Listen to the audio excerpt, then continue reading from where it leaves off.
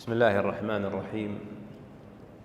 الحمد لله، اللهم صل وسلم على رسول الله وعلى آله وأصحابه ومن والاه، أما بعد، فهذا المجلس الرابع في مدارسة متن العقيدة الطحاوية لأبي جعفر أحمد بن سلامة الوراق الطحاوي الحنفي رحمهم الله.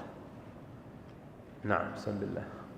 بسم الله الرحمن الرحيم. الحمد لله رب العالمين، والصلاة والسلام على رسول الله وعلى آله وأصحابه ومن تبعهم بإحسان. اللهم اغفر لنا ولشيخنا وللمسلمين.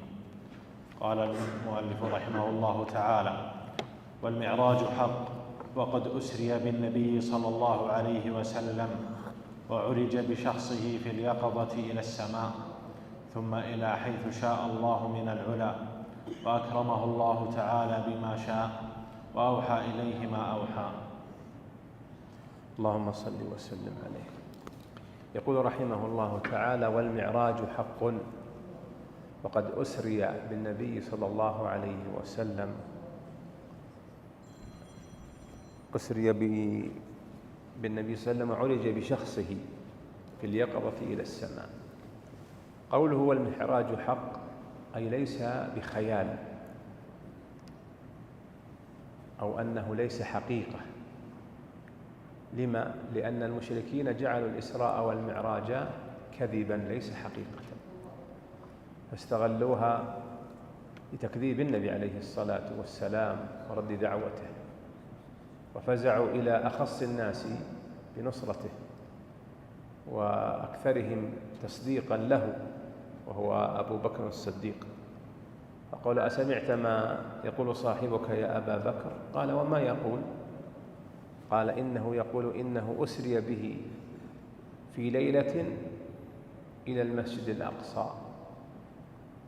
قال: إني لأصدقه بأعظم من ذلك، بخبر السماء يأتيه غدوة وعشية، صباحا ومساء.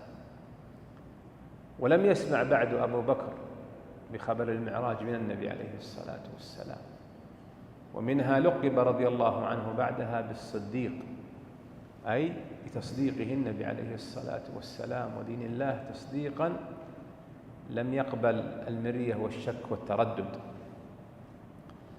ومرتبة الصديقية هي التي تلي مرتبة النبوة: ومن يطع الله والرسول فأولئك مع الذين أنعم الله عليهم من النبيين والصديقين والشهداء والصالحين، وحسن أولئك رفيقا. والإسراء والمعراج جاء ذكرهما في القرآن. فأما الإسراء ففي سورة بني إسرائيل، سورة سبحان التي سميت بسورة الإسراء: سبحان الذي أسرى بعبده ليلا من المسجد الحرام إلى المسجد الأقصى الذي باركنا حوله لنريه من آياتنا. وقوله جل وعلا بعبده، لأن العبد اسم لمجموع ماذا وماذا؟ لمجموع الروح والجسد. العبد لمجموع الروح والجسد، وهذا رد على من قال إن الإسراء كان مناما. ومن قال إن الإسراء كان مناما، نقول: أي إعجاز عندئذ لو كان الإسراء والمعراج منام؟ كلكم تشوفون في مناماتكم أنكم تروحون المحلات البعيدة، ومنكم من يركض على سطح القمر بعد في منامه. أما هو منام، أرخص ما رخص الله له. فلما كان بهذا الإعجاز علمنا أنه حقيقة لا منام، وأنه بالروح والجسد لا بالروح وحدها. وجاء ذكر المعراج في سورة النجم. في سورة النجم جاء فيها ذكر المعراج، من قوله جل وعلا: ثم دنا فتدلى فكان قاب قوسين أو أدنى، إلى قوله: ولقد رأى من آيات ربه الكبرى. اللهم صل وسلم عليه. والإسراء والمعراج فيه شرف لنبينا عليه الصلاة والسلام، وإظهار فضله ومكانته، وفيها آيات له، وفيها تشريف لأمته صلى الله عليه وسلم. لما كان الإسراء أولا إلى بيت المقدس؟ لم يكن إلى أبها أو إلى صنعاء. لما؟ ل3 حكم. تفضل. هذا واحد.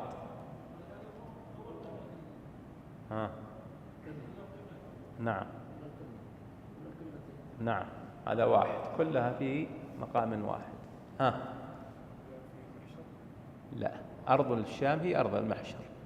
لا، كان الإسراء أولا من مكة إلى بيت المقدس ل3 حكم. أولا لإظهار صدقه عليه الصلاة والسلام، وهم يعلمون أنه لم يطأ بيت المقدس. ثانيا لأنه وصفه لهم، هذا الأول وصفه لهم وأجلاه الله لهم حتى وصفوه، فكان هذا رد على تكذيب المشركين والمعاندين لخبر إسراء. ثالثا إظهارا لتأليف أهل الكتابين قبلنا، فبيت المقدس قبلتهم، كما قال جل وعلا لبني إسرائيل: واجعلوا بيوتكم قبلة، أي جهة بيت المقدس. ففيه تأليف لهم وتهيئة لدعوة النبي لأهل الكتاب. وفيه حكمة ثالثة لإظهار شرف نبينا وفضله على الأنبياء لما صلى بهم عليه الصلاة والسلام إماما، حيث ربط البراق بحلقة باب المسجد، فأظهر الله شرفه وفضله على أنبيائه ورسله عليهم الصلاة والسلام. والله قادر يجعل إسراء معراجه مباشرة من مكة إلى السماوات العلى. وفي المعراج، والمعراج اسم آلة على وزن مفعال، غالب أسماء الآلات على وزن مفعال: معراج، مقلاع، مسمار، مفتاح، منشار، هذه أسماء الآلات، وهي آلة عرج بها النبي صلى الله عليه وسلم لا نعلم حقيقتها، نعلم بالدابة التي ركبها أو التي ركبها من مكة إلى بيت المقدس، وهي البراق، أرفع من الحمار ودون الفرس، في رواية ودون البغل، منتهى خطوها هو منتهى بصرها. عرج به بالمعراج، الله أعلم بحقيقته، وصحبته جبريل، مر على السماء الأولى فاستفتح له جبريل، حتى جبريل ما يدخله إلا بإذن. فقالوا: من معك؟ قال: معي محمد. قالوا: أو قد بعث إليه؟ إن السماء ما يدخلها كل أحد، وأرواح المؤمنين ستفتح لها أبواب السماء تكريما وتشريفا لها لما عبدت الله جل وعلا وخضعت له وأخلصت له. وأرواح غير المؤمنين لن تفتح لها أبواب السماء، ولا يدخلون الجنة حتى يلج الجمل في سم الخياط، الآية من ألف لام ميم صاد الأعراف. ففتحت له فشيع فانتقل حتى أتى السماء الثانية فكذلك، والثالثة كذلك. لقي في السماء الأولى آدم أبا البشر، فأشار عليه جبريل أن يسلم عليه: هذا أبوك آدم، اذهب فسلم عليه. هذا الأمر يسمى بالأمر الاستدعاء، والأمر من أعلى إلى أسفل يسمى بالحتم، والأمر من أدنى إلى أعلى يسمى بالدعاء. ولهذا تدعو ربك، أنت ما تأمر ربك اغفر لي، ارحمني، اجبرني، أنت تدعوه، لا تستدعيه ولا تأمره. فذهب فسلم نبينا على آدم فقال: مرحبا بالنبي الصالح والابن الصالح. ثم عرج به إلى السماء الثانية فلقي فيها واستفتح له جبريل، فقيل: أقد بعث إليك؟ قال: نعم. فدخلها فلقي فيها ابني الخالة. من هما؟ عيسى ابن مريم وزكريا ابن يحيى. طيب عيسى هو ابن الخالة؟ يحيى ولا زكريا؟ يحيى. أسجد للسهو كذا ولا كذا؟ نسجد للسهو؟ لسنا في صلاة، لقي فيها يحيى ابن زكريا مع عيسى بن مريم، وقيل لهما ابني الخالة من باب التغليب، ولأن مريم عليها السلام ردت معروف زكريا بأن ربت يحيى ابنه مع ابنها، وكلاهما نبيان، وعيسى زاد على يحيى بالرسالة، فرحب به وقال مرحبا بالنبي الصالح والأخ الصالح.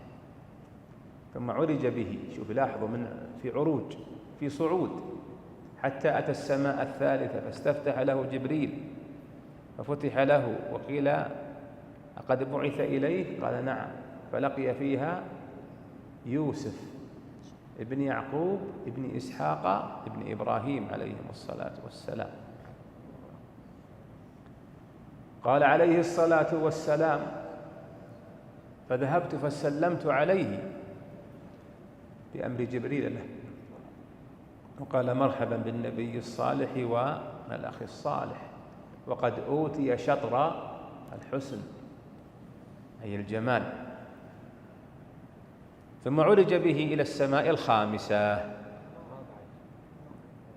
أنت معنا؟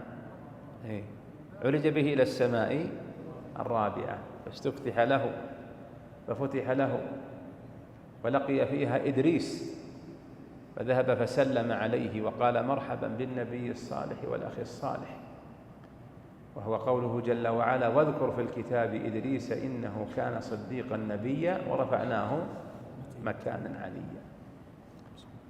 اللهم صل وسلم عليه. ثم عرج به، لاحظ ما زال في صعود حتى أتى السماء الخامسة فاستفتح له ففتح له صحبة جبريل، ولقي فيها هارون أخا موسى عليهما السلام، فرحب به وقال مرحبا بالنبي الصالح والأخ الصالح. ثم عرج به إلى السماء السادسة فاستفتح له ففتح له، ولقي فيها موسى بن عمران فسلم عليه وقال مرحبا بالنبي الصالح والأخ الصالح. فلما جاوزه النبي عليه الصلاة والسلام بكى موسى بن عمران، قيل ما يبكيك؟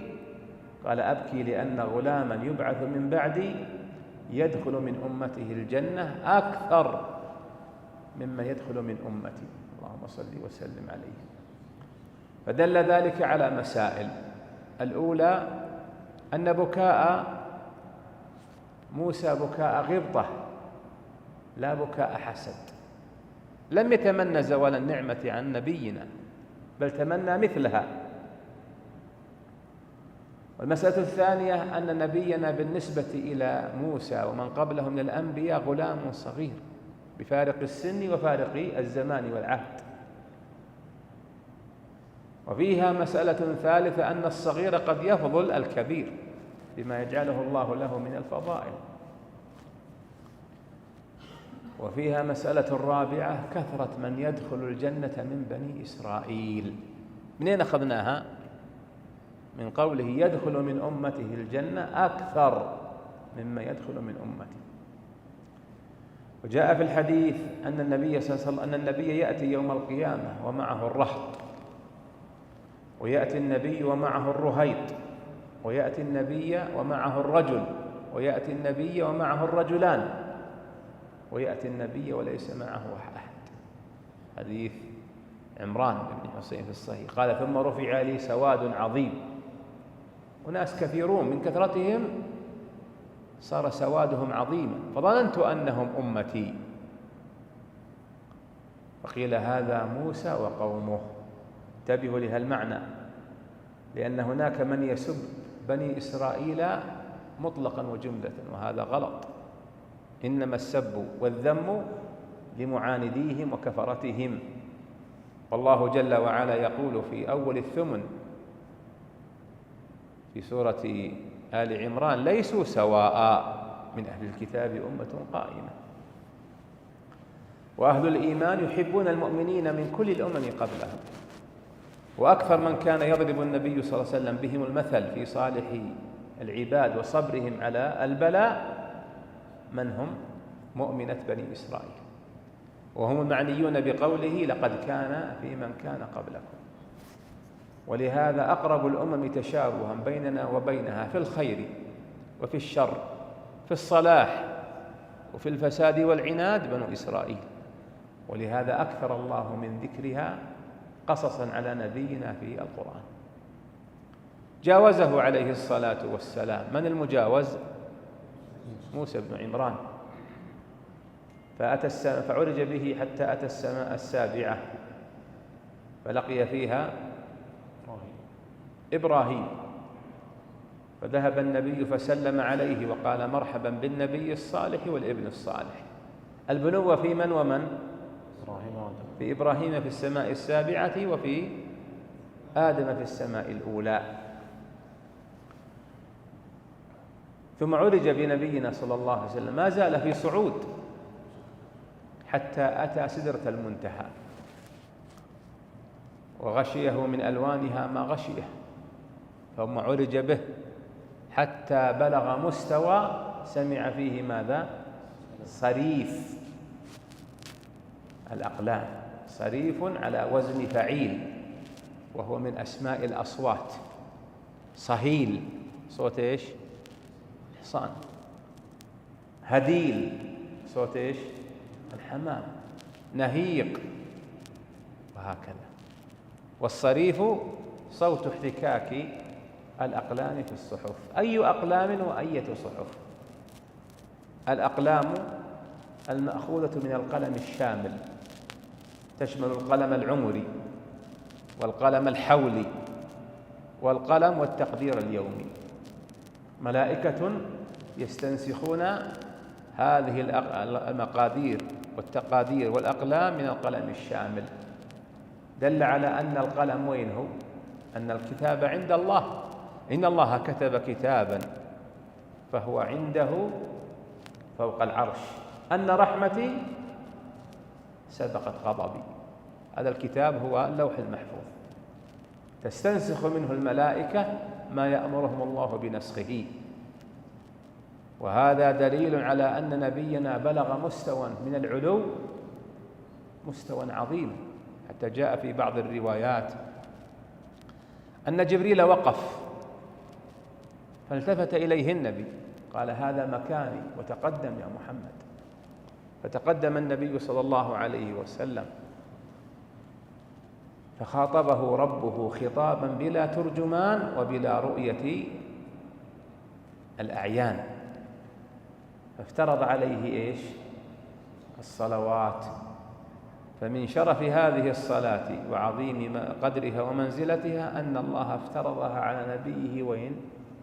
في أعلى مكان يصل إليه بشري في السماء، وأن الله جل وعلا افترضها على نبيه بغير واسطة.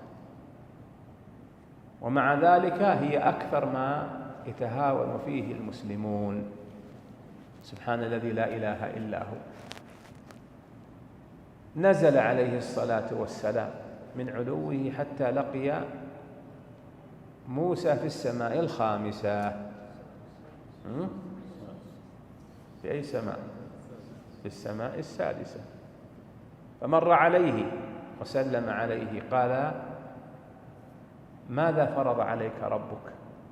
شوفوا يا أخواني، أراد الله لا يلقى آدم في الأولى ولا عيسى وزكريا مع أنهم أقرب الأنبياء إليه في الثانية، ولا يوسف في الثالثة، ولا إدريس في الرابعة، ولا هارون في الخامسة، ولا حتى إبراهيم في السماء السابعة.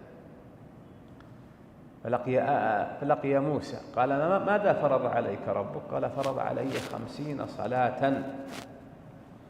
ولهذا قال موسى لتشابه الأمتين ارجع إلى ربك فاسأله التخفيف فإن أمتك لا تطيق ذلك وقد عالجت الناس قبلك. جربتهم، جرب بني إسرائيل أهل العناد، وحنا فينا حقنا، ترى حنا فينا حقنا من عنادهم.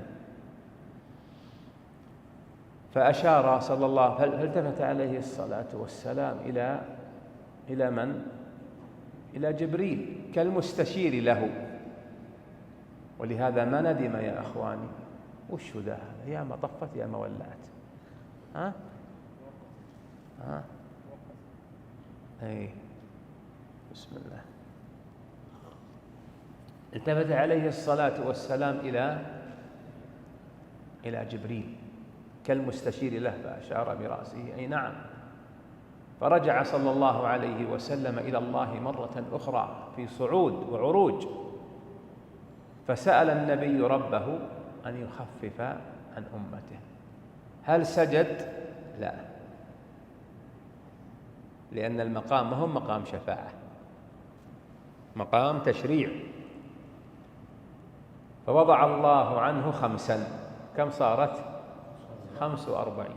فنزل فلقي موسى في 7 فقال ارجع لربك فاسأله التخفيف فإن أمتك لا تطيق ذلك وقد عالجت الناس قبلك. فرجع فما زال يتردد بين ربه في علوه وبين موسى نزولا في السماء السابعة في السماء السادسة، حتى وضع عنه 9، في كل مرة يضع 5،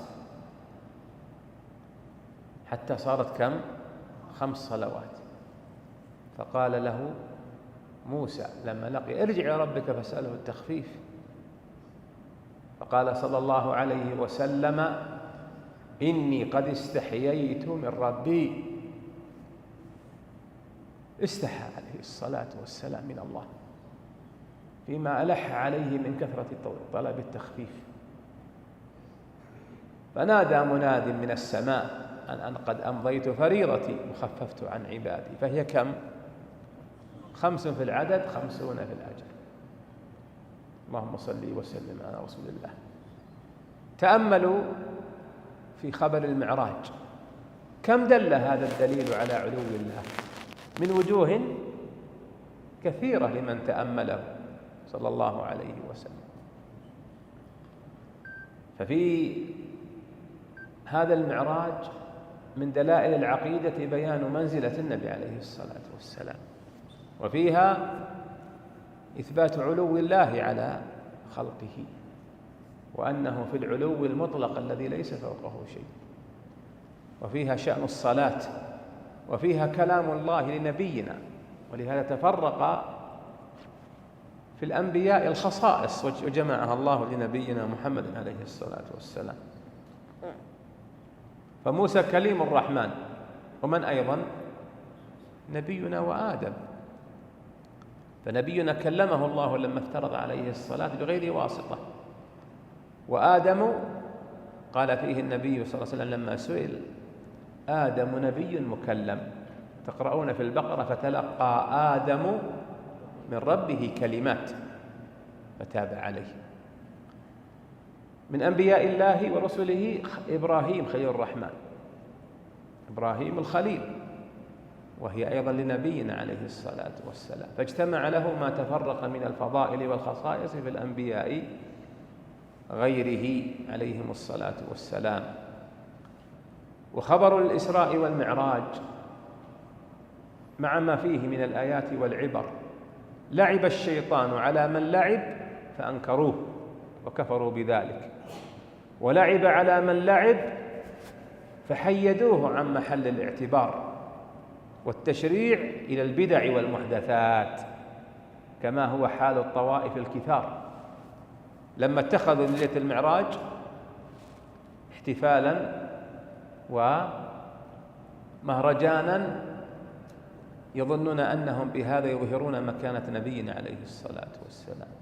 فاستفرغ الشيطان همتهم وهمهم فيما يضرهم ولا ينفعهم.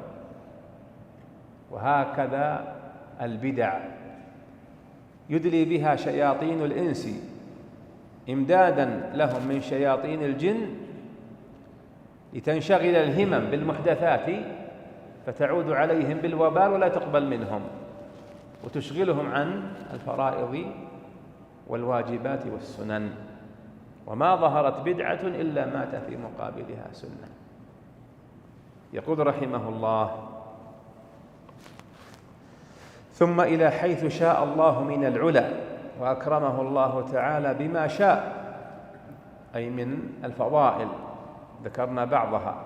قال: وأوحى الله إليه ما أوحى في شرع الله سبحانه وتعالى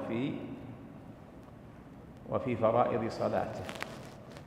والتنكيت على موسى فله علينا هذه الأمة معروف وله علينا منة. وقوله عالجت الناس قبلك في العناد الذي تميز به بنو إسرائيل، ويوجد من يشابههم تحقيقا لسنة الله في التقليد، فإن النبي صلى الله عليه وسلم قال لتتبعن سنن من كان قبلكم حذو القذة بالقذة حتى لو دخل جحر ضب لدخلتموه.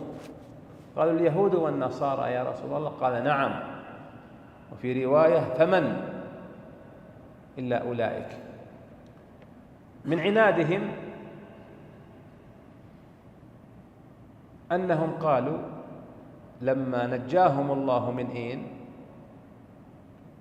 من فرعون وملئه لم تجف بعد أقدامهم، وقد مروا على قرية لهم أصنام، قالوا يا موسى اجعل لنا إلها كما لهم آلهة. عناد. وقع فينا هذا، وقع في حديث أبي واقد الليثي رضي الله عنه قال انطلقنا مع النبي صلى الله عليه وسلم إلى حنين ونحن حدثاء عهد بكفر، فمررنا بسدرة للمشركين ينوطون بها أسلحتهم ويعكفون عندها، يقال لها ذات أنواط. قلنا يا رسول الله اجعل لنا ذات أنواط كما لهم ذات أنواط. قال قلتم والذي نفسي، قال سبحان الله سبحان الله، قلتم والذي نفسي بيده، كما قالت بنو إسرائيل لموسى اجعل لنا إلها كما لهم آلهة. لما نجاهم الله أمرهم أن يدخلوا وين؟ الأرض المقدسة، استبدالا لهم بها عن مصر. قالوا إن فيها قوما جبارين وإن لن ندخلها حتى يخرجوا منها، يتغلون على الله، فاذهب أنت وربك فقاتلا إنها هنا قاعدون. وجد في هذه الأمة كما قال رأس المنافقين في يوم أحد يسمع رأي الصغار ويترك رأي الشيوخ، فرجع بثلث الجيش، اذهب أنت وربك فقاتلا، بقول الحال. قالت بنو إسرائيل لن نؤمن لك حتى نرى الله جهرة. وجد من هذا وين ربنا الذي تعبدونه؟ مهم خلقه يذبح بعضهم بعض، وجد هذا في هذه الأمة. قال الله لبني إسرائيل إن الله يأمركم أن تذبحوا بقرة، امتثلوا ولا تعنتوا؟ حطوا بالكم، تعنتوا، وش طولها وش عرضها وش صفتها وش لونها، وذبحوها وما كادوا يفعلون. وهذا كثير الآن من الصغار والكبار. إذا استبان الحكم الشرعي، طيب ما في شيء ثاني؟ طيب لو أسوي كذا، هذه اللوات هي لوات بني إسرائيل. سبحان الذي لا إله إلا هو. والفارق بين هذا وهذا والجامع بين المصدقين منا ومنهم التصديق والإذعان والتسليم لحكم الله جل وعلا من غير تعنت ومن غير تردد ومن غير تمحل. وفي الحج، والحج ما هو بعيد عنا، يستفتون، فإن جاءت الفتية ما ثقيلة. طيب ما في شيء ثاني؟ ما في شيء ثاني؟ كان المسألة تنزيلات، أو بعض ما يقوله بعض إخواننا ما فيش حاجة ثانية. يا إخواني هذا أقوله لا للطرفة وإنما للعبرة في أن ما وقع في من قبلنا يقع فينا.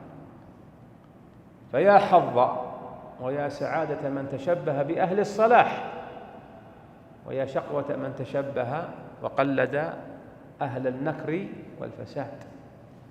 الشياطين أمرنا بمجانبتهم، والملائكة حثثنا على تشبه بهم. نعم. والحوض الذي أكرمه الله تعالى به غياثا لأمته حق. نعم، والحوض الذي أكرمه الله به ما ناله بمحض اجتهاده، إنما هو كرامة وفضل من الله عليه كما أكرمه قبلها بالرسالة وبالعلم وبالعناية والحفاوة والصيانة. والحوض الذي أكرمه الله به غياثا لأمته. الغيث متى يأتي؟ عند الجدب والقحط والعطش. غياثا لأمته حق.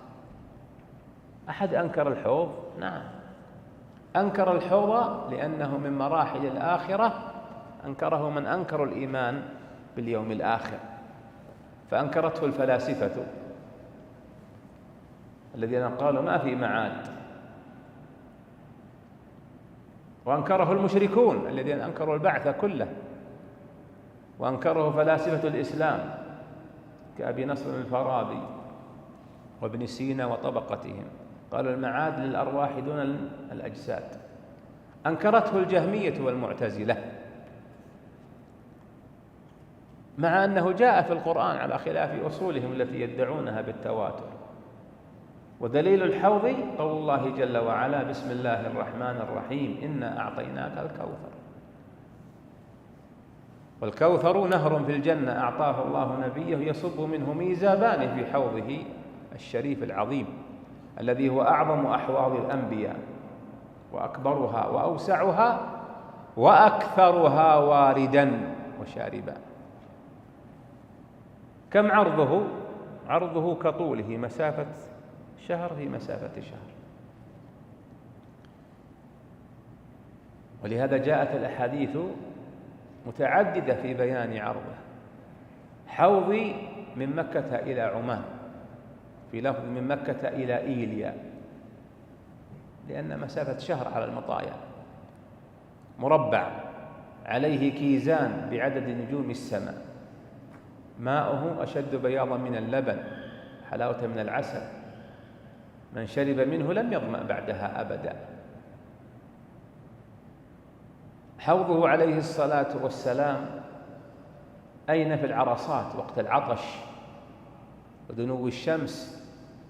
ولكل نبي حوض، حتى إن حوض صالح مكان ضرع ناقته أي احتلابها.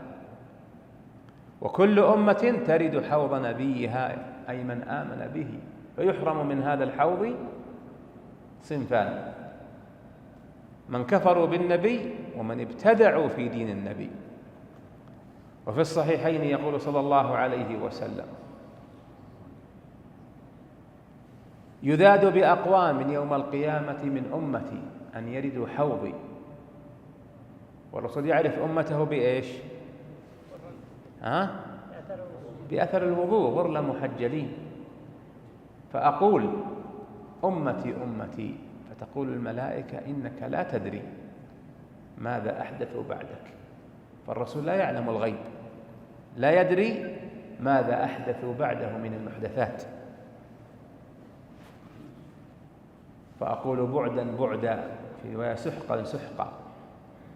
وهذا في كل من أحدث بدعة متوعد بهذا الوعيد، لا كما يذهب إليه الروافض وغيرهم أن هذا علامة على ارتداد الصحابة بعده.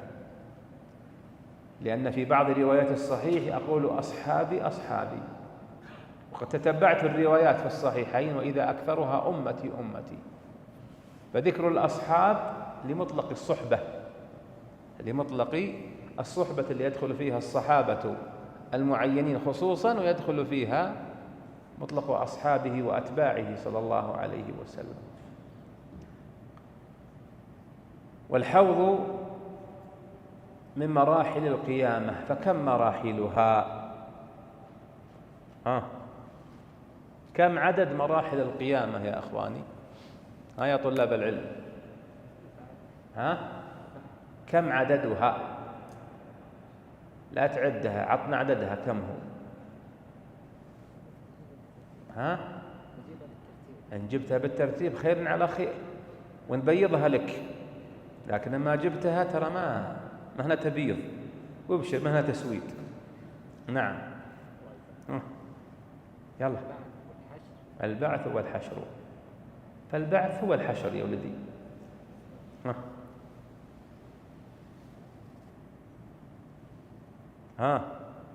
تفضل. 12 مرحلة تعدها؟ ها؟ أبعطيك الجائزة يا ملا الشحم. ها؟ إيه. ما أنت بتؤمن بالله واليوم الآخر؟ طيب يلا جيب اللي عندك خلنا نشوف. ممنوع الفزعات يا الربع، ترى بعض الفزعات سرقات. ها وش تقول؟ القبر والبعث والحشر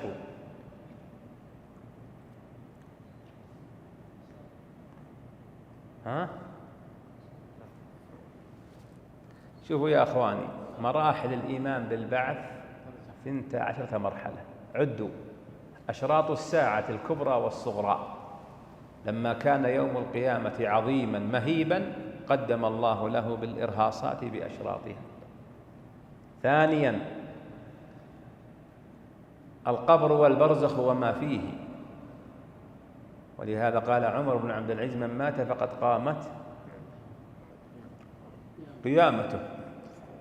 ثالثا: النفختان في الصور، فالأولى نفخة طويلة هي نفخة الفزع وفي آخرها الصعق، ثم نفخة ثانية نفخة البعث والقيام، ونفخ في الصور فصعق من في السماوات ومن في الأرض إلا من شاء الله ثم نفخ فيه أخرى فإذا هم قيام ينظرون. الآية من آخر الزمر.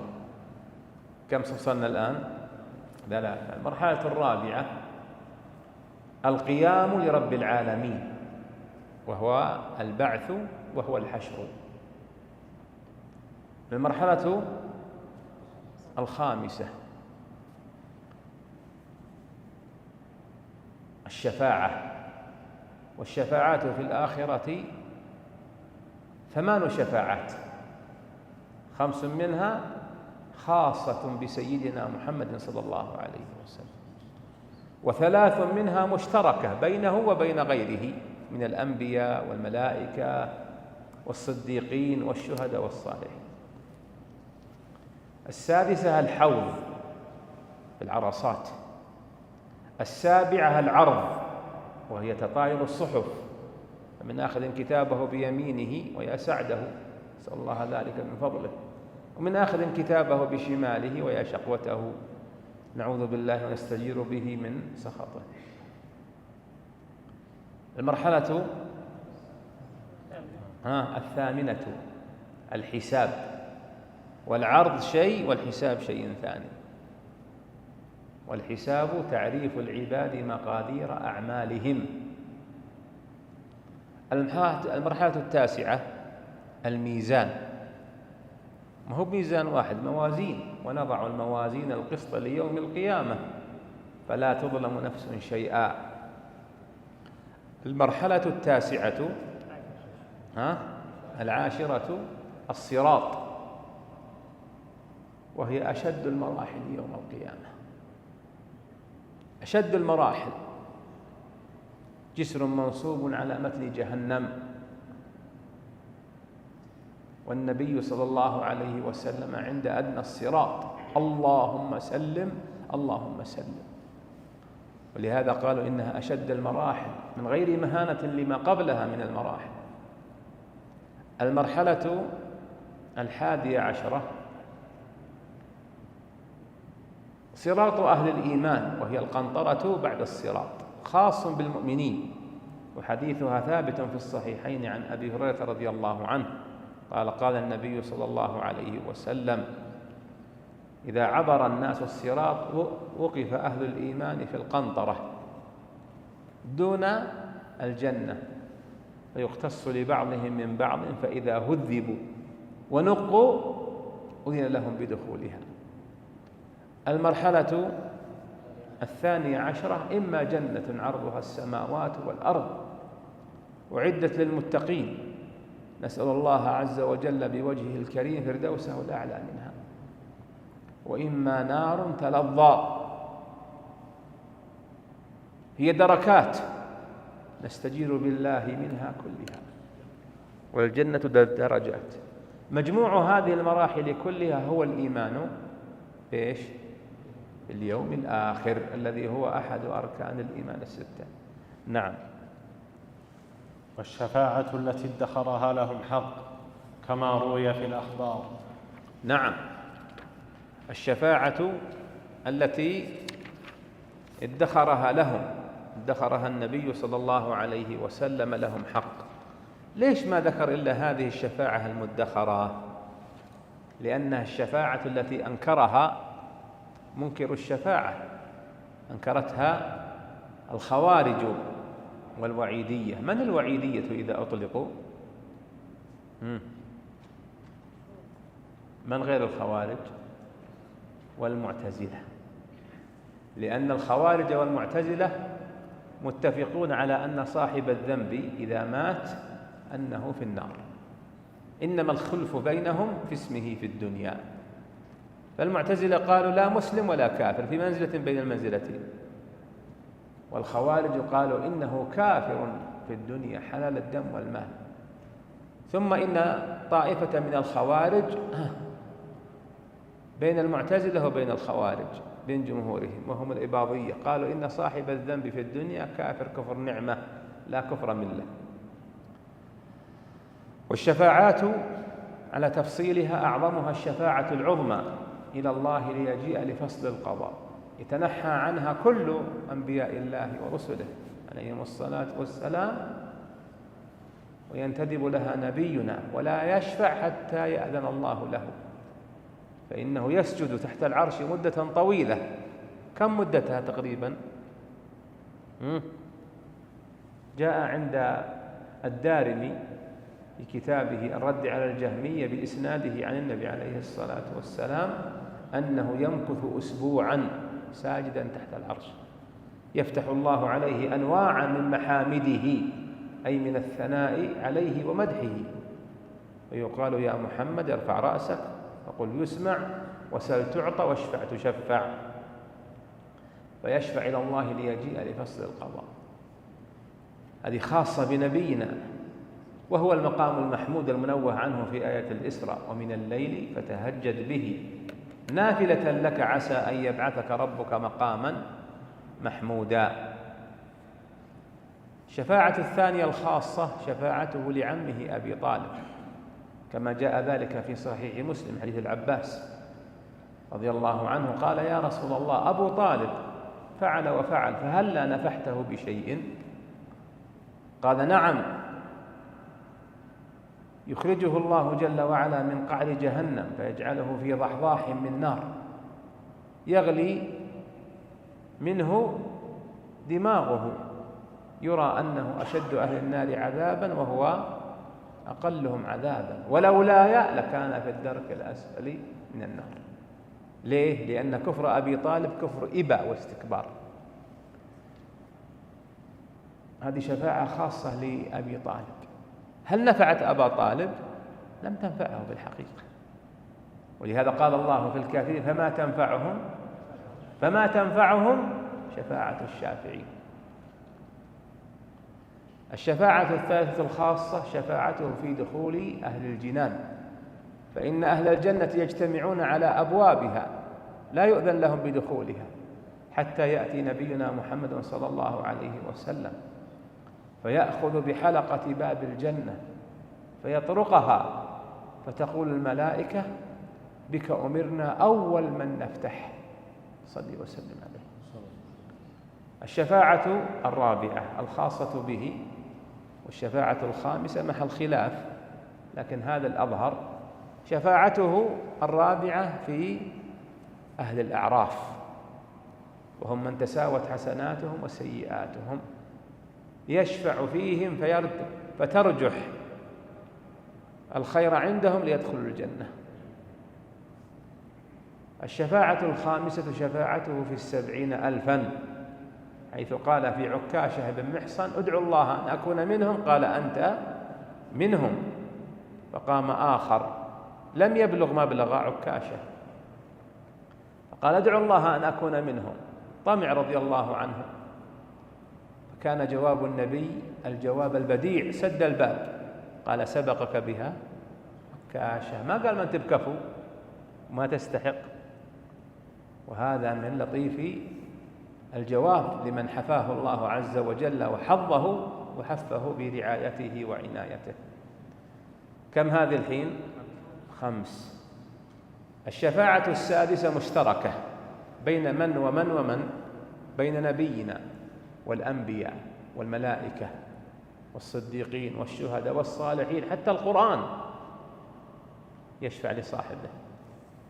وهي الشفاعة لأقوام من أهل الذنوب أمر بهم إلى النار ألا يدخلوها، ولنبينا فيها قصب السبق.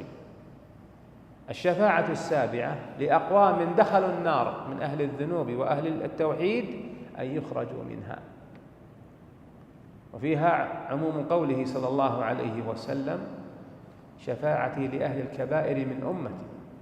وهنا يقول الماتن: والشفاعة التي ادخرها لأمته. هذه إن لكل نبي دعوة دعا بها، وإني ادخرت دعوتي شفاعة لأمتي يوم القيامة. الله ينيل لنا شفاعته بمنه وكرمه. وفي شفاعته عليه الصلاة والسلام لأهل الذنوب أن يخرج من النار يحد الله له فيها 4 حدود، كما جاء في الصحيحين من حديث أنس بن مالك لما يسوق العلماء حديث الشفاعة العظمى يلحقون به هذا ردا على هؤلاء المنحرفين من الوعيدية، وهو رد على المرجئة الذين قالوا صاحب الذنب في الجنة ما يدخل النار. يحد الله له الحد الأول: أخرج من النار من في قلبه مثقال حبة من خردل من إيمان، فيحد له. ثم يذهب يشفع ثانية فيأذن الله له: أخرج من النار من في قلبه أدنى مثقال حبة من خردل من إيمان، فيخرجهم. ثم يحد له ثالثا حيث يشفع فيقول: أخرج من النار من في قلبه أدنى مثقال حبة من خردل من إيمان، فيخرجهم. ثم يشفع شفاعة رابعة فيحد الله له الحد الرابع: أخرج من النار من في قلبه أدنى مثقال حبة من خردل من إيمان، فيشفع فيهم صلى الله عليه وسلم. قال: ولا يبقى في النار إلا من حبسه القرآن. ما القرآن؟ في وعيد الله على الذنوب ولم يمتثل ولم يرتدع، فهذا الذي حبسه الله في القرآن، وهم أهل الشرك الذين قال الله فيهم في آية القرآن: خالدين فيها أبدا لابثين فيها أحقابا. وقال النبي صلى الله عليه وسلم فيها: إنهم مؤبدون لا يخرجون منها. ومنه حديث ذبح الموت الذي يؤتى به على هيئة كبش يوم القيامة. اللهم صل وسلم عليه. كم هذه الآن؟ 7. باقي شيء؟ نعم، باقي 8، وهي شفاعته في ترقي درجات أهل الجنة فيها. فإن منهم من هو في رتبة دنيا، وما في أهل الجنة دني، فيشفع نبينا ويشفع الشافعون في ترقي درجاته، وهو قوله جل وعلا: والذين آمنوا واتبعتهم ذريتهم بإيمان ألحقنا بهم ذريتهم وما ألتناهم، أي ما أنقصناهم، يعني في الملحقين، وما ألتناهم من عملهم من شيء.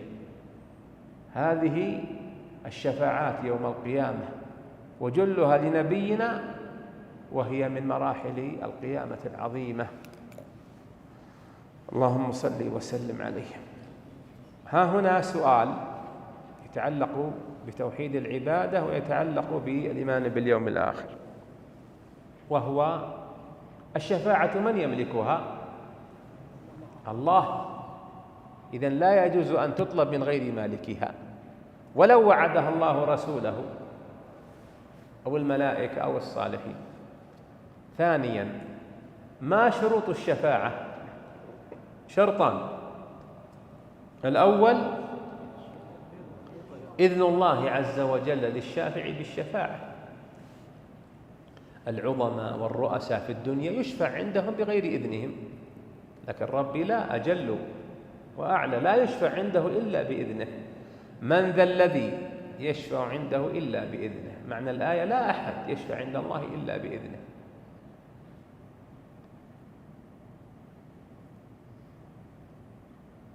وكم من ملك في السماوات لا تغني شفاعتهم شيئا إلا من بعد أن يأذن الله.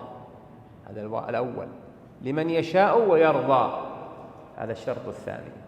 ولهذا لا يرضى الله بالشفاعة للكافرين إلا ما خص به الدليل، ولا تنفع الكافرين شفاعة الشافعين. اللهم صل وسلم على رسول الله. إذا علمنا ذلك، هل يجوز أن نطلب الشفاعة من رسولنا؟ يا رسول الله اشفع لنا. إن قلنا ذلك وقعنا في الشرك الأكبر لما دعوناه من دون الله، ولو كان الله يعطيه الشفاعة. طيب في العرصات يأتونه لأنه حي معهم يسمعهم، ما هو بغائب عنهم ميت عليه الصلاة والسلام. طيب إذا دعا داعي وطلب الشفاعة من غير الله، من نبي أو صالح، يكون بطلبه الشفاعة من غير الله قد أشرك، لأنه دعا وسأل ونادى ولجأ إلى غير الله جل وعلا. طيب قد يقول قائل هذا عنده شبهة، وهو أنه علم أن الرسول يشفع. نقول هذه الشبهة مانعة من تكفير عينه بإقامة الحد عليه، لا أنها مانعة من وقوع الكفر الأكبر والشرك الأكبر منه. فرقوا بين الأمرين حتى ما يلعب عليكم المرجئة ولا يلعب عليكم الخوارج دواعش وغيرهم. أعيدها مرة ثانية. إذا دعوت نبيا أو صالحا أو شهيدا أن يشفع لك وقعت في الشرك الأكبر، لكن يمنع عنك إقامة الحد شبهة أن هؤلاء يشفعون، فإن كنت جاهلا تعلم، لا أن ما وقعت فيه ليس شركا أكبر. واضح يا أخواني؟ واضح؟ نعم. والميثاق الذي أخذه الله تعالى من آدم عليه السلام وذريته حق. الميثاق الذي أخذه الله عز وجل لآدم وذريته حق. نعم. ما هذا الميثاق الذي أخذه الله؟ وش يا أخواني؟ ألست بربكم. ألست بربكم. الميثاق هو عهد أخذه الله من آدم ومن ذريته. وإذ أخذ ربك من بني آدم من ظهورهم ذريتهم وأشهدهم على أنفسهم ألست بربكم قالوا بلى شهدنا أن تقولوا يوم القيامة إنا كنا عن هذا غافلين، أو تقولوا إنما أشرك آباؤنا من قبل وكنا ذرية من بعده. ما هذا الميثاق؟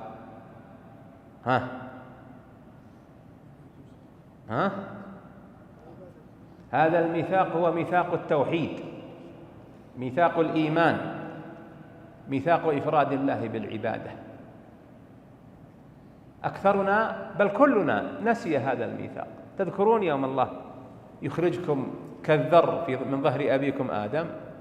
من يذكر ذلك منكم؟ لا نذكره إلا أن الله ذكره فصدقناه على ذلك،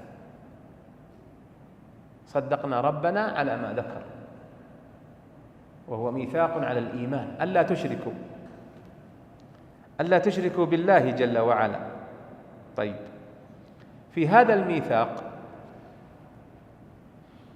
رد على من يدعي أن الشرك في بني آدم شرك أصيل، ومنه نظرية علماء الاجتماع التي استقوها من الشرق والغرب، أن الأصل في بني آدم البداءة حتى تطوروا إلى أن وصلوا إلى التوحيد والإيمان. تكذيب لله وسفه وتسفيه لأبينا آدم الذي هو أصل ماذا؟ أصل جنس البشر. واضح لكم هذا يا أخواني؟ نعم. قال والميثاق الذي أخذه الله عز وجل لآدم من آدم وذريته حق لوروده في الكتاب والسنة، وقد جاءت فيه الأحاديث الصحاح أن النبي صلى الله عليه وسلم قال: إن الله جل وعلا مسح على ظهر آدم فأخرج من ظهره ذريته فناداهم: ألست بربكم؟ قالوا: بلى، شهدنا أن تقولوا يوم القيامة إنا كنا عن هذا غافلين، أو تقولوا إنما أشرك آباؤنا من قبل وكنا ذرية من بعدهم. فهذا هو الميثاق، والميثاق هذا ينكره من؟ الجهمية والمعتزلة وبعض المتكلمين بزعمهم لم يأتي إلا فيه أحاديث آحاد. هذا الطاغوت الذي ما زال يفسد وما زال في إفساد الناس في العلوم الإلهية المتعلقة بالعقيدة. نقف عند هذا الموضع ونفتح المجال للأسئلة، ونستسمحكم أن نأخذ مجلسا آخر بعد الأسئلة. ترضون؟ موافقين؟ أي نعم. نعم، سم.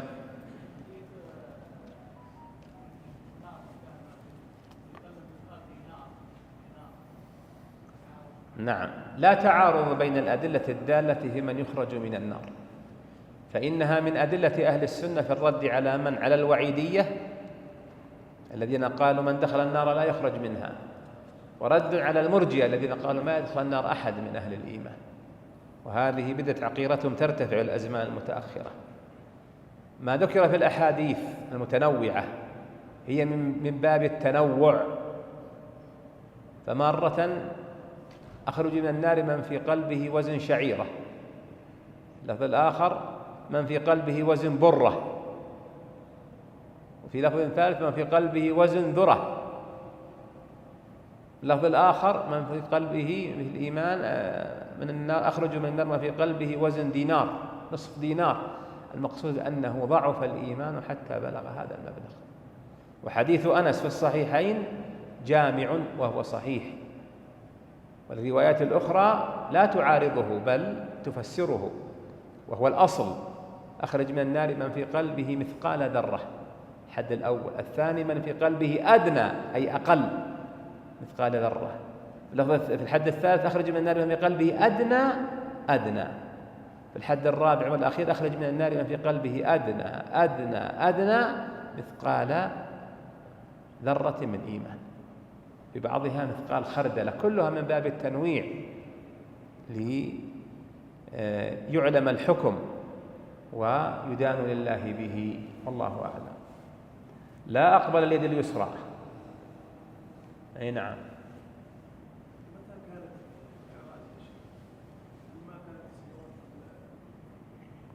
متى كان المعراج؟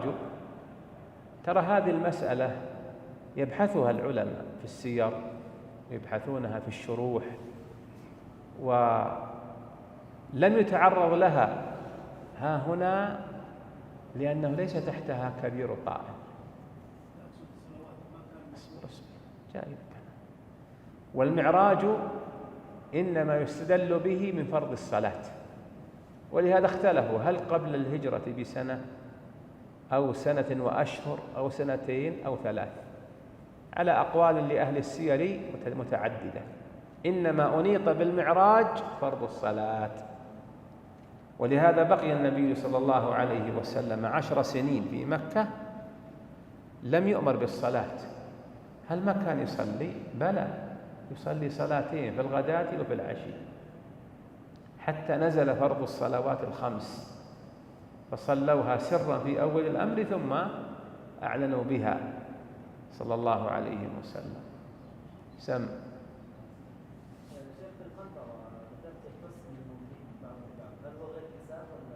نعم، سأل أخوكم سؤالا جيدا. القنطرة التي بعد الصراط يقتص فيها للمؤمنين بعضهم من بعض، هل هذا غير الحساب؟ لا، هذا تابع للحساب. فأصل الحساب في حقوق العباد تكون في أرض الحساب قبل تجاوز الصراط، لكن ما بقي من بقايا قليلة لم تستحضر في ذلك المقام تكون في هذه القنطرة. ولهذا جاء في الحديث 3 دواوين يوم القيامة، فديوان لا يغفره الله وهو إيش؟ الشرك به، وديوان لا يعبأ الله به وهو كل ذنب في حقه سوى الشرك، وديوان لا يترك الله منه شيئا وهو حقوق العباد ومظالمهم بعضهم مع بعض. إذن هذا الديوان يكون في أرض الحساب، العرصات، يبقى بقايا من أشياء في النفوس وغيرها لا تؤثر في استحقاق صاحبه العذاب، هذا القيد الأول، ولم ينق بعد بها قلبه، هذا القيد الثاني، ويكون الاقتصاص منها وين؟ في القنطرة التي سماها العلماء بصراط أهل الإيمان، تمييزا عن الصراط الذي هو جسر على متن جهنم، لأن ممن يكب على متن جهنم على الصراط حصائد اللسان في حق الله أو في حق عباد الله جل وعلا. ولهذا جاء في الحديث: إذا جاوز المؤمنون الصراط حبسوا على قنطرة دون الجنة فيقتص لبعضهم من بعض، فإذا هذبوا ونقوا أذن لهم بدخول الجنة. وفيه أن الجنة لن يدخلها أحد وعليه شيء من الخطايا. 70,000 الذين لا يمرون كثيرا من هذه المراحل مباشرة من العرصات إلى الجنان يدخلون الجنة بإيش؟ بغير حساب ولا عذاب، لا حساب يحاسبوا عليه ولا عذاب يدركهم، لأنهم حققوا الأربع التي جاءت في حديث عمران: هم الذين لا يتطيرون ولا يسترقون ولا يكتوون وعلى ربهم يتوكلون، قاعدتها كمال توكلهم على الله سبحانه وتعالى. الله يجعلنا منهم، نسأل الله ذلك بوجهه الكريم وفردوسه الأعلى من الجنة، وأن ندخلها بغير حساب ولا عذاب لنا ولكم ولوالدينا ووالديكم ولمشايخنا وذرارينا وولاتنا ولجميع المسلمين والمسلمات، إن ربي جواد كريم، والله أعلم، وصلى الله وسلم على نبينا محمد. حنا حاطين لنا أصل ما نخلفه إن شاء الله، 3 أسئلة ما فيها رابع. نعم. وش تبينا نزين؟ نسألهم، نعطيهم من الجوائز. لا إله إلا الله. تبون سؤال دسيم ولا سؤال وسط؟ وش تقول يا ولدي أنت؟ وسط؟ مكس يعني؟ والله الجائزة سمينة يا ولدي. نعم. طيب، من يجاوب يرفع يده ليوجه له السؤال. ماشي، بعض الناس منهم من يرفع يده ثم ينزلها سريعا، ومنهم من يرفع يده يحك بها خشمه، ومنهم من يرفع يده يمسح بها لحيته. من كرماء العرب من هو من يكرمهم بمسح لحيته، إذا قدم عليها الضيف عرفوا كم يذبحون من مسحات لحيته. هذا من أهل الحيسة رحمه الله، ابن بقار شيخ الأسلم من شمر من طي من قحطان الأولى.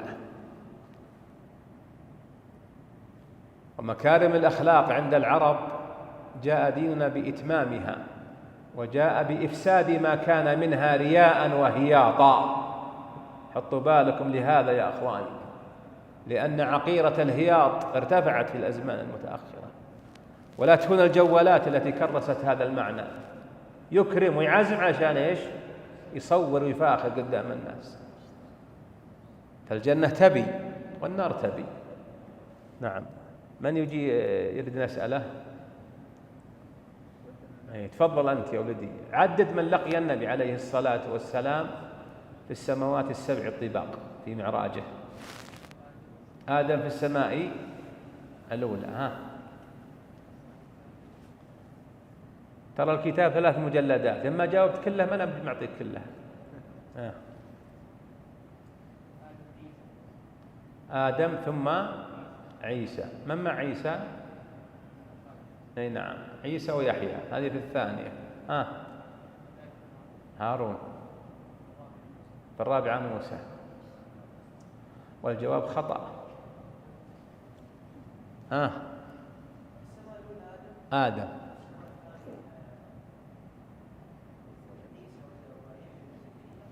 أي يوسف، هارون، إدريس.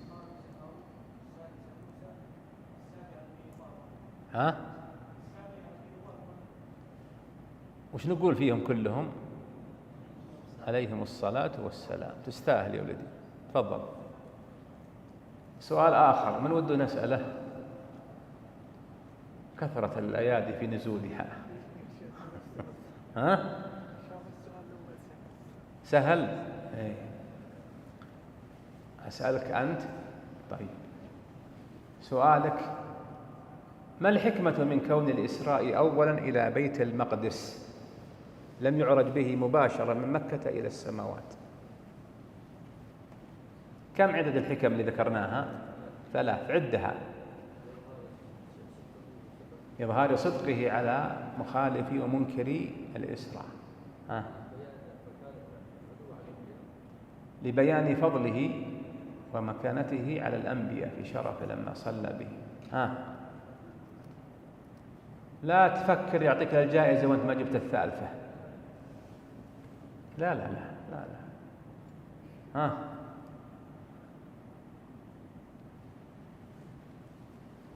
ليش ما أسري به أولا إلى الحبلة؟ ليش إلى بيت المقدس؟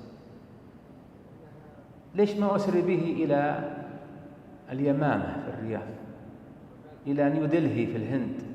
ليش بيت المقدس بالذات؟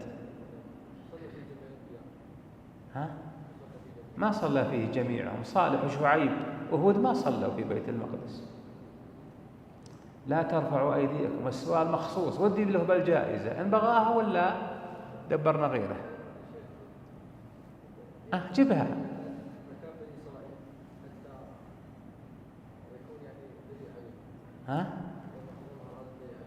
أي لا، ما هو بهذا الجواب. ما أنا مخليك إلا تجيبها ولا مع السلامة. ترك حول الحمى أنت، ما بعد دخلت الحمى.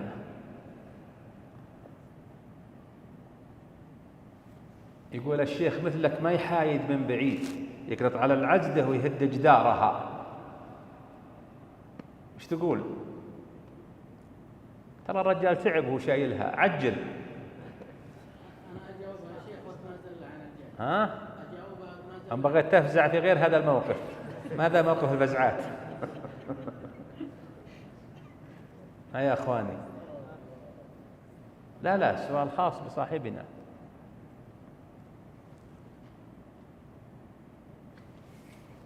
طيب، نجيب سؤال ثاني.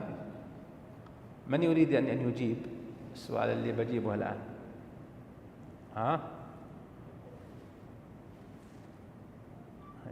تفضل.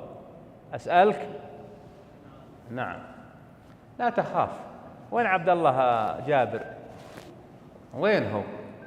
أنا ودي هو اللي يأخذ الجائزة. شيخ عبد الله،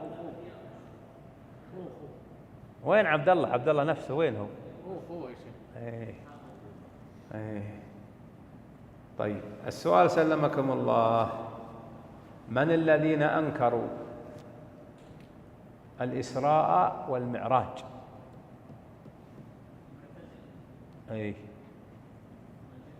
والجهمية والماتريدية.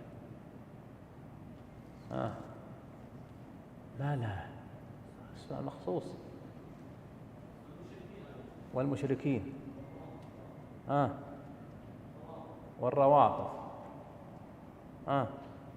أنكروا الإسراء والمعراج. يعني أنك ظلمت ذولا. وين؟ أنكرته المعتزلة والجهمية؟ لا، ما أنكرته. فالجواب بارك الله فيك خطأ، ما يبون الجائزة هذه، أعطني إياها أنا ولا بها. نعم. اللهم صل وسلم على رسول الله وعلى آله وأصحابه ومن. نبدأ الجلسة الثانية ولا فيها تعب عليكم يا أخواني؟ ها؟ لأن الأخوان قالوا ودنا نأخذ ما تيسر من هذا، فنأخذ معكم هذه الفرصة. المجلس هي نعم. اللهم صل وسلم. نعم، سم بالله. بسم الله الرحمن الرحيم. الحمد لله والصلاة والسلام على رسول الله وعلى آله وصحبه ومن تبعهم بإحسان. اللهم اغفر لنا ولشيخنا وللمسلمين. قال المؤلف رحمه الله: وقد علم الله فيما لم يزل عدد من يدخل الجنة وعدد من يدخل النار جملة واحدة، فلا يزاد في ذلك العدد ولا ينقص منه، وكذلك أفعالهم فيما علم منهم أن يفعلوه. نعم، علم الله عز وجل فيما لم يزل، يعني منذ الأزل سبق علم الله بأن علم كل شيء من صغير وكبير ودقيق وجليل. ومما علمه ربي على أهل الجنة ومن يدخلها، علمهم بأعيانهم وبأعدادهم، سبق بها علمه سبحانه وتعالى. فيا سعد من سبق علم الله له أنه من أهل الجنة بنفسه. وعلم الله عز وجل أعيان من يدخل النار وعددهم لا يزادون ولا ينقصون. فيا شقوة من سبق في علم الله أنه يدخل النار. وداخل النار نوعان: دخولا مؤبدا وهم الكفار والمشركون والمنافقون النفاق الاعتقادي، ودخولا مؤقتا وهم عصاة أهل الإيمان. نستجير بالله من حال الفريقين، ونسأله أن يجعلنا من أهل السعادة الذين لا يشقون أبدا. هذا سبق في علم الله. قوله جملة واحدة أي من غير علم يأتي بعد علم، علمه جملة واحدة فلا يزاد في ذلك العدد ولا ينقص فيه. ولهذا لما خلق الله آدم مسح على ظهره فأخرج من ذريته فقال: هؤلاء إلى الجنة برحمتي ولا أبالي، وهؤلاء إلى النار ولا أبالي. طيب فيما العمل ما دام علم أهل الجنة بأعيانهم وأعدادهم وعلم أهل النار بأعيانهم وأعدادهم؟ سأل ذلك الصحابة سراقة بن مالك بن جعشم وغيره نبينا صلى الله عليه وسلم رضي الله عنه. قالوا: يا رسول الله بين لنا ديننا كأننا خلقنا الآن. فيما العمل؟ أفيما مضى به الكتاب أو فيما يستأنف لم يسبق به علم ولا كتاب ولا تقدير؟ قال: بل فيما مضى به الكتاب. قالوا: فيما العمل عندئذ؟ قال: اعملوا فكل ميسر لما خلق له. وش الشاهد؟ اعملوا. الشاهد بعملك، فهو سبب لدخول الجنة وسبب لدخول النار.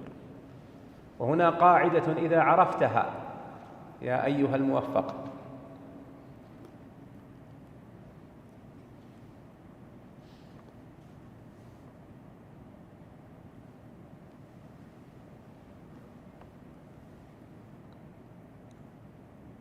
هذه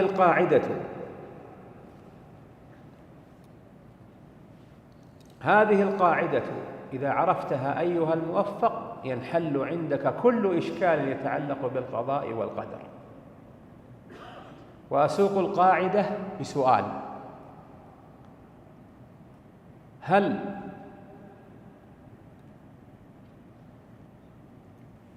دخول الجنة بمحض القضاء والقدر أم بالعمل؟ أعيده بسؤال ثاني: القاعدة في الثواب والعقاب أعلى الثواب الجنان وأعلى العقاب النيران. هل هو بالقضاء والقدر أو بما تختاره أيها المكلف؟ لا تجاوبني، تأمل فيها. الجواب أن الثواب والعقاب والجنة والنار لا تدخلها بمحض القضاء والقدر، وإنما بما قامت بك به عليك الحجة وأظهر الله عليك بها المحجة. أرسل لنا رسلا وأنزل كتبا وأبان لنا طريق الحق لنسلكه، ورغبنا وحثنا عليه ودعانا إليه، وبين لنا طريق الضلال والغواية وحذرنا منه وتوعدنا في سلوكه بالعذاب، وترك لك الخيار. فالعذاب والثواب والجنة والنار على ما تختار من الأعمال باختيارك، فإذا أنت المناط بها. نعم، لن تدخل الجنة بمحض عملك إلا أن يرحمك الله. في الصحيحين حديث أبي هريرة رضي الله عنه قال: قال النبي صلى الله عليه وسلم: واعلموا أنه لن يدخل أحد منكم الجنة بعمله. قالوا: ولا أنت يا رسول الله؟ قال: ولا أنا إلا أن يتغمدني الله برحمته. وضحت يا أخواني؟ بعمله، بمقابل عمله. فالباء باء العوض، ليست بسبب عمله، لأن الوحي لا يتعارض. ادخلوا الجنة بما كنتم تعملون، جزاء بما كانوا يفسقون. الباء هنا باء السبب لا باء العوض. إذا فهمت هذه القاعدة ينحل عندك كل أوجه الإشكالات أهل القضاء والقدر. نعم. وكل ميسر لما خلق له. ميسر، ولهذا كرر الله التيسير في غير ما آية، ومنها سورة الليل: فسنيسره لليسرى في من عمل واتقى، وسنيسره للعسرى في من بخل واستغنى، وفي آيات كثيرة. نعم. والأعمال بالخواتيم. الأعمال ليست بالمبتدأات، بالخواتيم. ولهذا لا تكن همتك في أول العمل ثم تربض وتتكاسل أو تنتكس، وأشدها المرحلة الرابعة أن ترتد في آخر العمل. الأعمال بالخواتيم.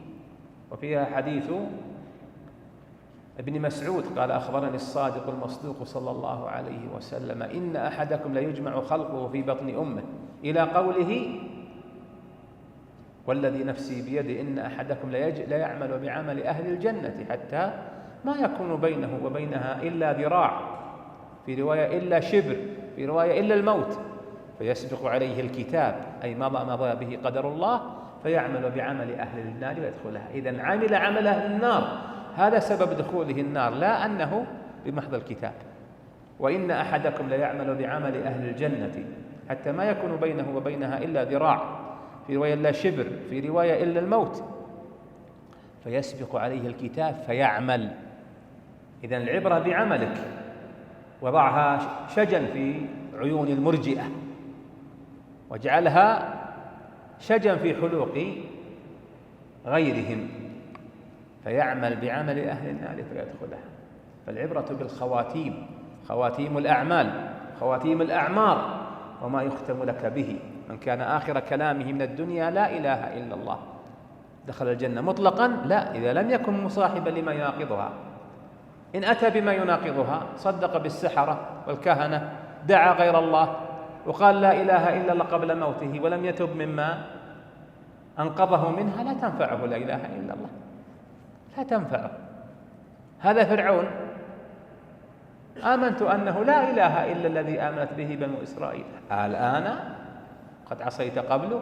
نفعت فرعون؟ ما نفعته، ما نفعه، لأنه أتى بما يناقضها، ولم يترك ذلك بدعواه أنه رب العالمين، وأنا ربكم الأعلى، ما علمت لكم من إله غيري. وقاعدة: كل من أتى ناقضا من نواقض الدين وقال لا إله إلا الله عند موته لا تنفعه حتى يتبرأ مما أوجب نقضان دينه. وضحت لكم هذه؟ هم يتكلم الجهال: فلان قال لا إله إلا الله قبل أن يشنق، فلان قال لا إله إلا الله قبل أن يموت، ما تنفعه حتى يتبرأ من ما نقض لا إله إلا الله، يتبرأ مما ويتوب مما أوقعه في نقض لا إله إلا الله. نعم. والسعيد من سعد بقضاء الله، والشقي من شقي بقضاء الله. اي والله، السعيد من سعد بقضاء الله لما كتب الله له أنه من أهل الجنة في عينه وفي عدده، والشقي من شقي بقضاء الله أي مضى به علم الله أنه شقي فكان من أهل النار. ومنه قولهم السعيد من سعد في بطن أمه، والشقي من شقي فيها. متى؟ يوم يقسم ويفرق تقديره العمري فيؤمر الملك ملك الأجنة بنفخ الروح فيه وكتابة 4 كلمات: كتابة عمره وأجله وعمله، وشقي هو أو سعيد. ولهذا كن دائما على خوف وعلى وجل، أنت أيها المؤمن وأيتها المؤمنة، وبالذات يا طالب العلم كن على خوف ولا وجل. انتبه من الغرور والعجب، وأن تأمن، فإنك إن أمنت دخلك العجب، وبعد العجب الغرور، فتكون فريسة سهلة للشيطان أن يخرجك وأنت تشعر أو لا تشعر من دائرة رحمة الله وجنته. ولهذا وصف الله المؤمنين: والذين يؤتون ما آتوا وقلوبهم وجلة نفوسهم خاشعة قلقة، ما أمنت، والله ما أدري يقبل ولا ما يقبل. هم الذين يصلون ويصومون ويتصدقون ويخافون ألا يتقبل منهم، لم يأمنوا، لم يغتروا، لم يعجبوا. وهذا من أعظم ما تعالج به قلبك ويقينك واعتقادك. ولعل في هذه القصة مبعث لهذا الأمر في نفوسكم. الإمام أحمد رحمه الله في مرض موته سمع منه وهو يقول بعد بعد، ثم غشي عليه، ظنوا أنه مات، ثم أفاق فقال له ابنه: يا أبتي سمعناك تقول بعد بعد، فما بعد؟ قال: هذا الشيطان جاءني وقال فتني يا أحمد، خلاص ما لي إليك سبيل. هذا قرينه. لماذا؟ ليؤمنه فينفذ إليه من باب الأمان ويوبقه معه في النيران. وهذا موضع العلم ومعرفة الإنسان نفسه. بعد وبعد توي ما بعد فتك. وهذا يجعلك تكون على وجل وعلى خوف. فإذا كان من هو أمثل منا، حنا أفضل ولا عمر بن الخطاب رضي الله عنه؟ يا أخواني، عمر، ومن عمر رضي الله عن عمر، ثاني 2 في هذه الأمة بعد النبي صلى الله عليه وسلم. بشره رسول الله بالجنة ووزيره في الدنيا والآخرة. طعنه المجوسي أبو لؤلؤة، جاءه الطبيب ونظر وإذا الأمر قد انتهى، أسقاه لبنا فخرج من جوفه، فقال له الطبيب ناصحا: أوصي يا أمير المؤمنين. خلاص. بماذا اهتم بدينه وعقيدته. أمر عبد الله ابنه أن يأتيه بحذيفة، فجاء حذيفة يركض، مصيبة دهت المسلمين.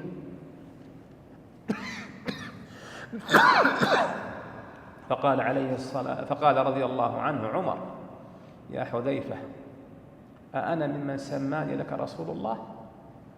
شوفوا في هالموقف وش يخاف. فسكت حذيفة، فقال: نشدتك بالله، سألتك بالله يا حذيفة، أأنا ممن سماني لك رسول الله؟ الرسول سمى لحذيفة من؟ نفاق اعتقادي ولا نفاق عملي؟ سمى له أسماء المنافقين 17 الذين كادوا أن يوقعوه ويهلكوه من عقبة تبوك، وأمره أن لا يخبر أحدا، يكتم السر، فسمي ووصف حذيفة بعدها بصاحب سر رسول الله. سأله بالله، أحرجه عمر، ومن سئل بالله وجب أن يعطي. وجم أبو حذيفة رضي الله عنه، وجم، فألح عليه عمر يخشى على نفسه أن يكون من المنافقين،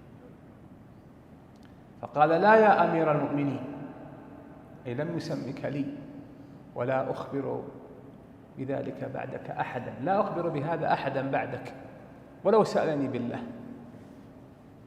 فاطمأن عمر وهو في وجل.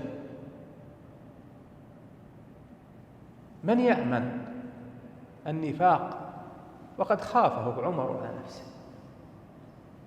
من يضمن ألا يرتد وقد خشيه هؤلاء الأماثل الأماجد رضي الله عنهم على أنفسهم؟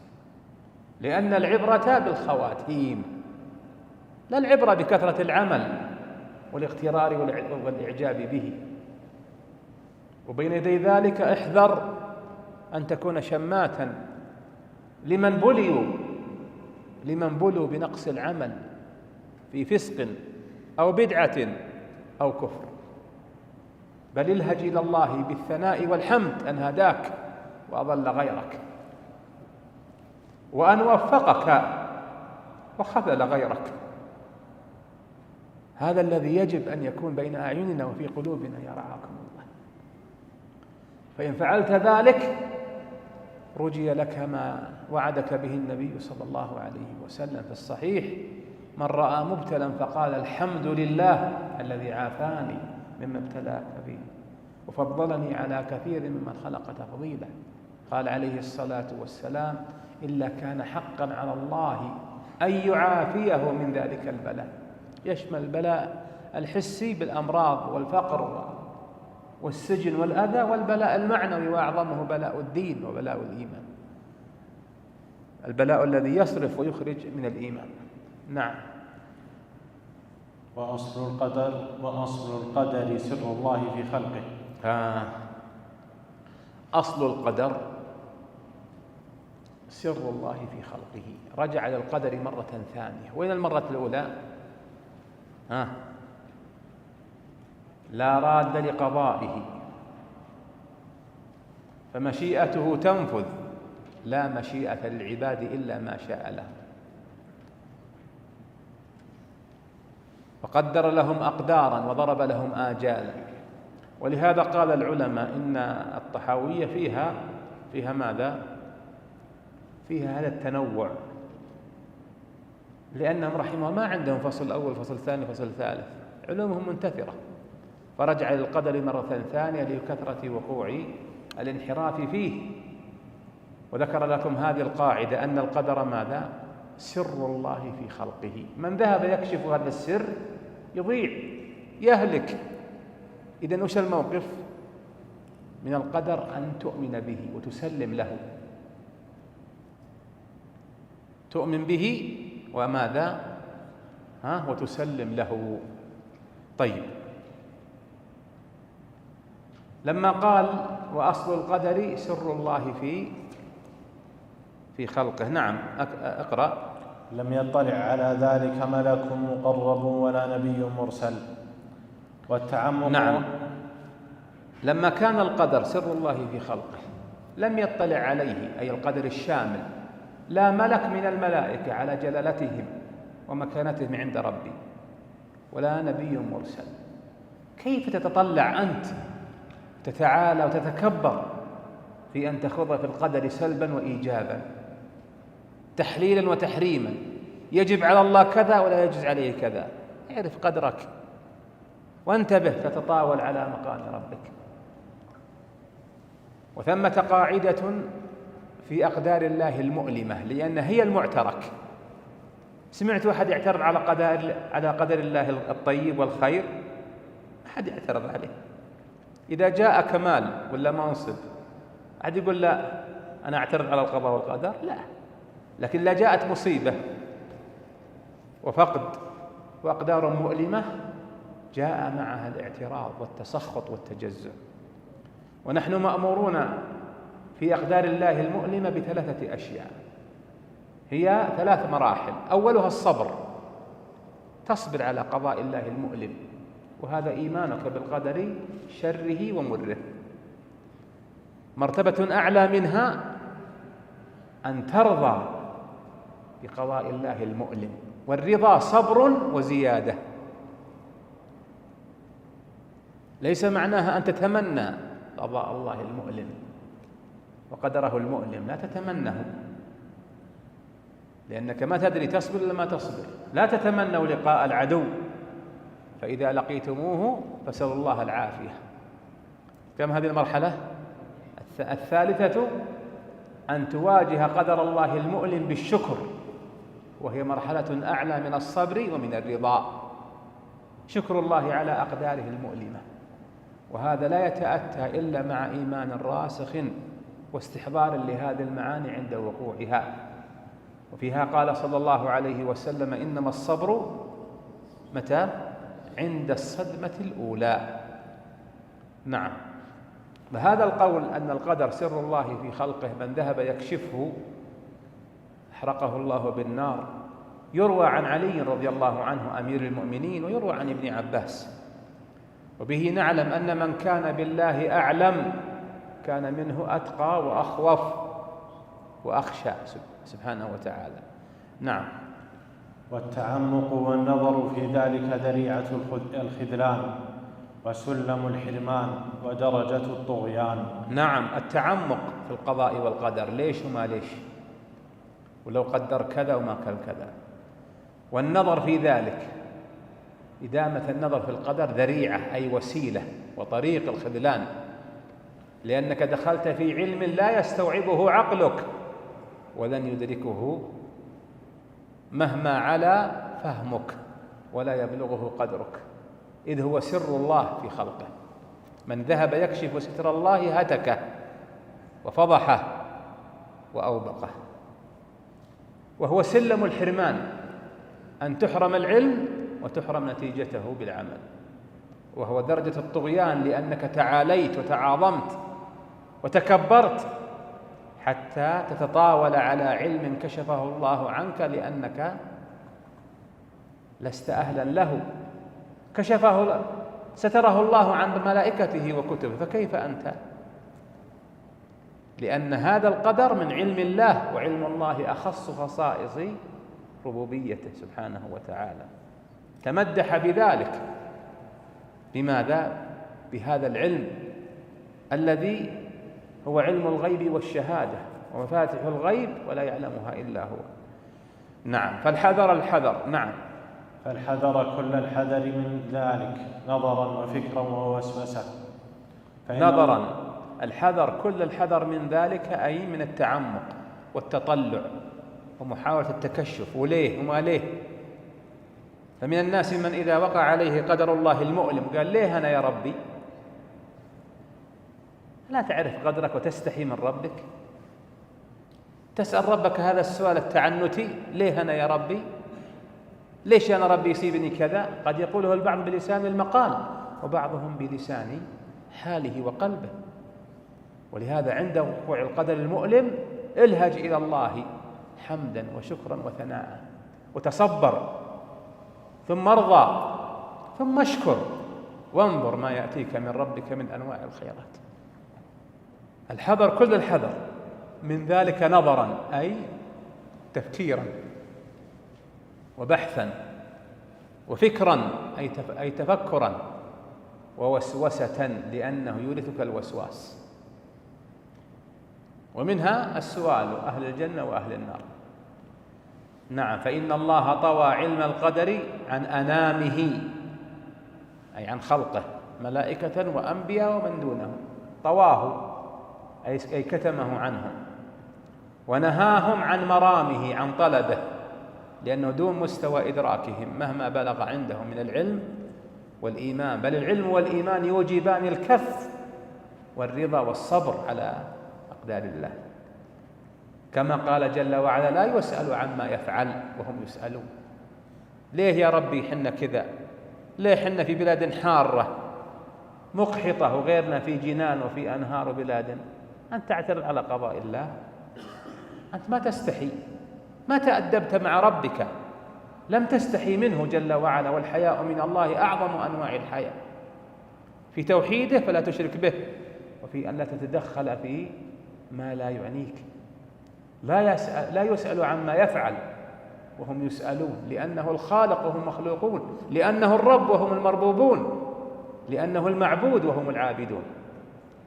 فمن سأل لما فعل، ليش فعل كذا، ليش قدر النار والجنة، فقد رد حكم الكتاب أي الوحي واعترض عليه، لأن السؤال التعنتي ثمرته ونهايته الرد، ومن رد حكم الكتاب كان من الكافرين.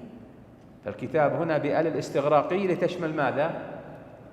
الوحي كتابا وسنة وشرعا وتكليفا. نعم. فهذا جملة ما يحتاج إليه من هو منور قلبه. هذا جملة أي ما سبق ذكره من هذه المباحث المتعلقة بالله وبأنبيائه وباليوم الآخر وبالقدر، جملة ما يحتاج إليه، ما هو كله أتى به إجمال، من يحتاج إليه من نور الله قلبه، لأن القلب وهو الروح محل الإيمان، المضغة التي إذا صلحت صلح الجسد كله، وإذا فسدت فسد الجسد كله، يحتاجه من هو منور قلبه ليسلم وينجو ويوقن، فيصل بها إلى مراقي اليقين من أولياء الله جل وعلا، وهي درجة الراسخين في العلم.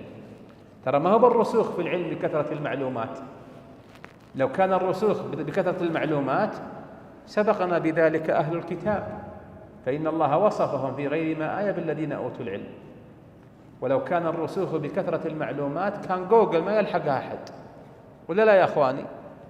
ولكن الرسوخ في العلم بغير هذا، بأن ينير الله قلبك بالإيمان، أن تكون جنتك بين جناحيك بإيمانك بالله ورضائك بقدره وصبرك على أقداره، تجد بها حلاوة الإيمان بتوحيدك ربك. 3 من كن فيه وجد بهن حلاوة الإيمان، أي طمأنينته وسكونه وراحته، أعظمها أن يكون الله ورسوله أحب إليه مما سواه،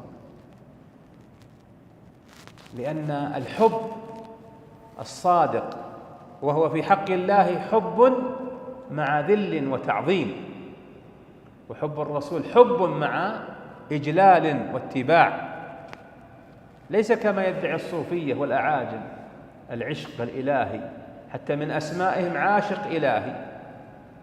لا، الحب ليس عشقا وإنما تعظيم. وعبادة الرحمن غاية حبه مع ذل عابده هما قطبان، وعليهما فلك العبادة دائر ما دار حتى قامت القطبان، ومداره بالأمر أمر رسوله لا بالهوى والنفس والشيطان. نعم. وهي درجة الراسخين في العلم، لأن العلم علمان، علم في الخلق موجود وعلم في الخلق مفقود، فإنكار العلم الموجود كفر، وادعاء العلم المفقود كفر. العلم علمان من حيث وجوده وعدمه.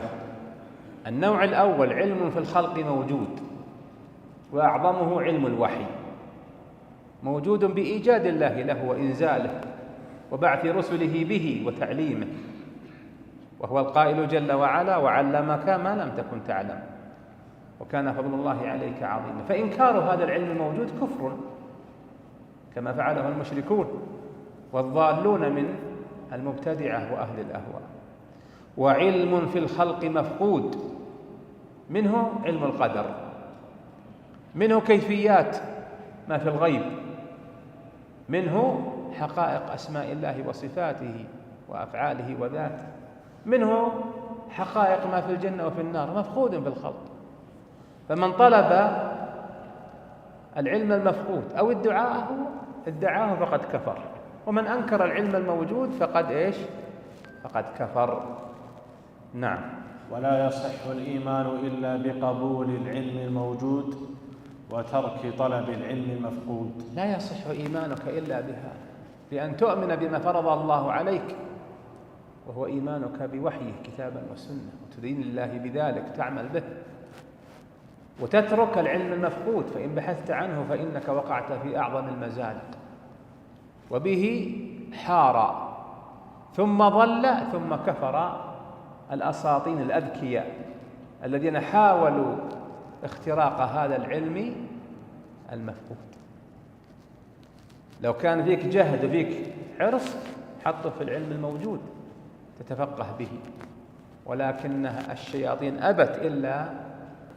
ونؤمن باللوح والقلم وجميع ما فيه قد رقم، فلو اجتمع الخلق كلهم على شيء كتبه الله تعالى فيه أنه كائن ليجعلوه غير كائن لم يقدروا عليه.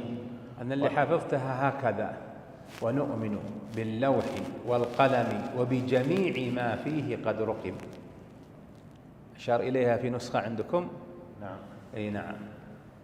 فهذا حق في قوله ونؤمن باللوح والقلم وجميع ما فيه قد رقم، من باب الخبر لتؤمن به. ما اللوح؟ هو اللوح المحفوظ. ما القلم؟ هو القلم الذي أول ما خلقه الله قال اكتب. قال يا رب وما أكتب؟ قال اكتب مقادير كل شيء إلى أن تقوم الساعة، فجرى القلم بما هو كائن إلى قيام الساعة. واختلاف من اختلف من العلماء: أول ما خلق الله القلم والعرش لا طائل تحته، ليس تحته كبير طائل، لأن معنى الحديث على الصحيح أول ما خلق الله القلم، يعني أول ما خلقه أمره، لا أن خلقه أولية في الخلق بالإطلاق، لأن تمام الحديث وكان عرشه على الماء. هذه مسألة. والقلم واللوح لا نعلم حقيقتها وكيفياتها، وهي من مخلوقات الله، فكيف نتطاول إلى أن نعرف حقيقة أسماء الله وصفاته وذاته ونحن ما عرفنا حقائق خلقه؟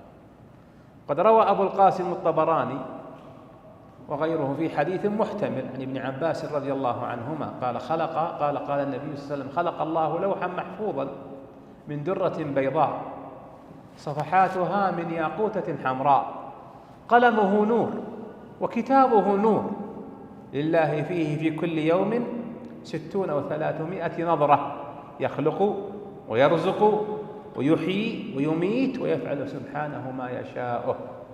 نعم. ولو اجتمعوا كلهم على شيء كتبه الله تعالى فيه أنه غير كائن ليجعله كائنا لم يقدروا عليه. فيه أن القضاء والقدر مبرم محتوم لا يتغير، ومنه الهداية والضلالة. مهما اجتمع الخلق، ما هو بس الآدميون والمكلفون، الخلق كلهم على أن يجعلوا شيئا أبرمه الله غير مبرم ما يمكن. إذا اجتمع الخلق على أن يجعلوا عبدا ضالا أن يهتدي، والله ما كتب له لن يهتدي، وعكسه صحيح. ونحن لا نعلم ما كتبه الله، لا نعلم به حتى يقع، ولهذا تسأل ربك التوفيق والإعانة والهداية والتسديد، وأن يثبتك على دينه. فلا غرو أن تقرأ في كل ركعة اهدنا الصراط المستقيم.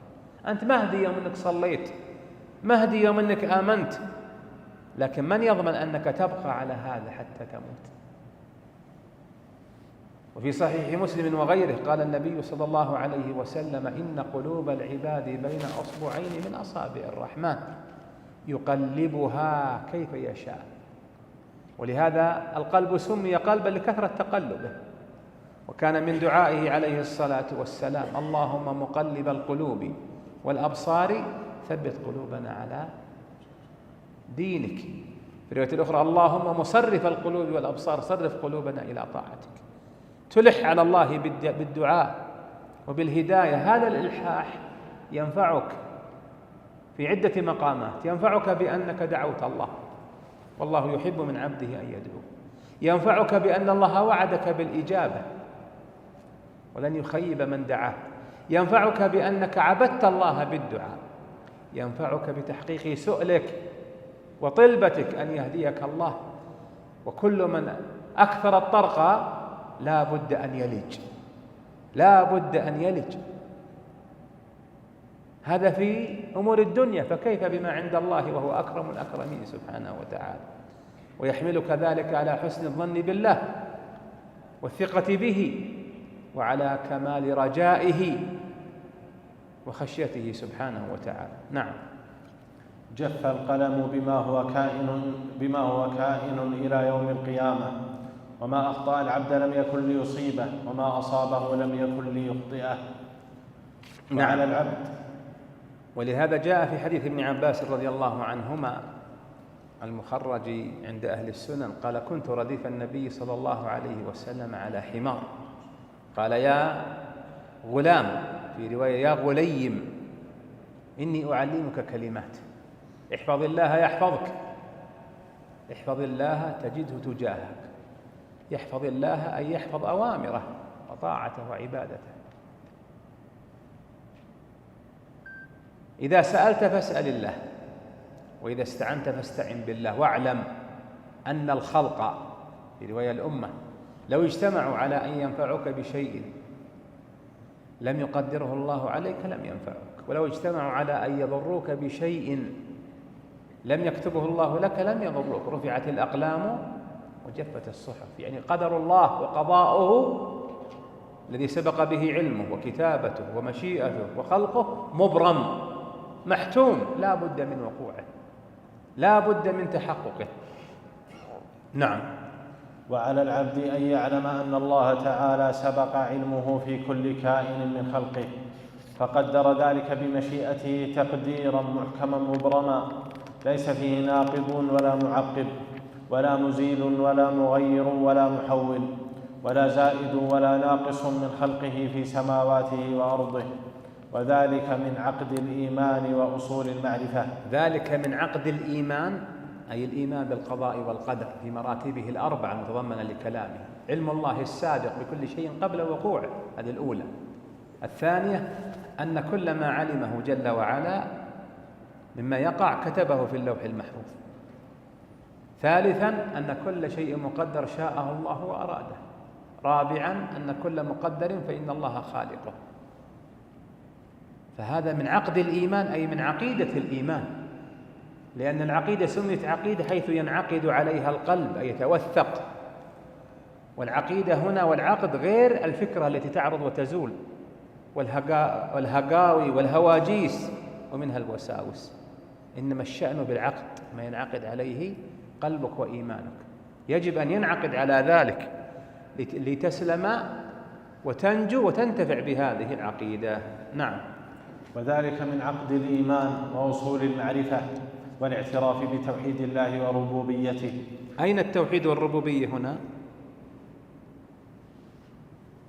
التوحيد والربوبية في ربوبية الله بعلمه، كتابته وتقديره سبحانه وتعالى ومشيئته وخلقه، وكذلك إيمانك بما تعبدك الله به، هذا من توحيد الله. نعم. نعم. كما قال تعالى: وخلق كل شيء فقدره تقديرا. وقال تعالى: وكان أمر الله قدرا مقدورا. هذه في إثبات القدر، لأن في آية أصول الإيمان الخمسة في البقرة: ليس البر أن تولوا وجوهكم قبل المشرق والمغرب، ولكن البر من آمن بالله واليوم الآخر والملائكة والكتاب والنبي. ثم أتبع بها: وآتى المال على حبه ذوي القربى واليتامى والمساكين، إلى آخر. أين القدر؟ وين القدر في الخمسة هذه؟ القدر متعلق بالله، لأن القدر من أفعال الله ومن علمه، فجاء فيه الدليل الخاص: وخلق كل شيء فقدره تقديرا. إنا كل شيء خلقناه بقدر. نعم. فويل لمن صار لله في القدر خصيما. أعوذ بالله. كيف يصير العبد خصيما لله في القدر؟ يعترض: ليه أنا يا ربي وقع لي كذا؟ راح للمستشفى قالوا عندك ورم سرطاني، ليش يا ربي أنا؟ هذا اعتراض، وأشد منه الإنكار، إنكار القضاء والقدر. فهو بهذا يخاصم ربه ويعانده ويعترض على حكمه وعلى قضائه وقدره. نعم.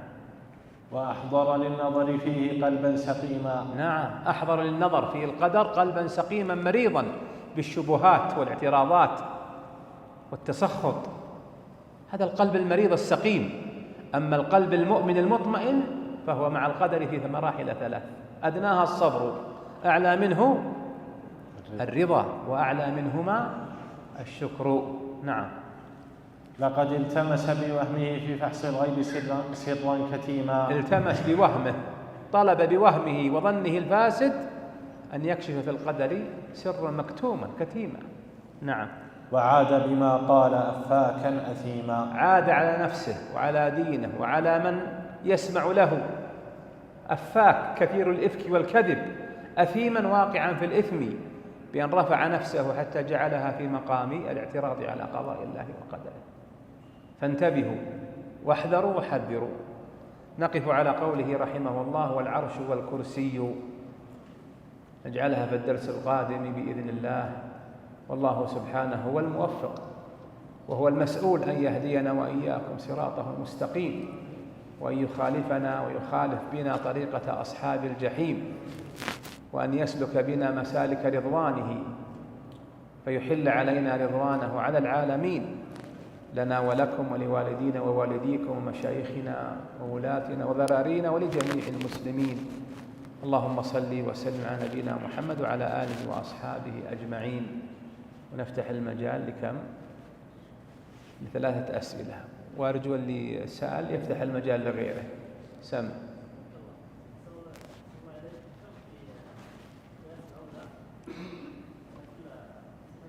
أن كل كمال ثبت للمخلوق لا نقص فيه بوجه من الوجوه فالله أولى به. عام، كل كمال لا نقص فيه فالله أولى به. نعم. الله جل وعلا عنده العلم، وعنده لا يخفى عليه شيء، لأن الذكاء ما هو مقصود لذاته لغيره، حتى يصل إلى علم النتائج والحقائق، وهي معلومة لله جل وعلا. وضحت؟ يوصف الله عز وجل بكمال العلم الذي هو ثمرة الذكاء والفطنة. وضحت؟ لا يقصر فيه نظرك. أي نعم. سم.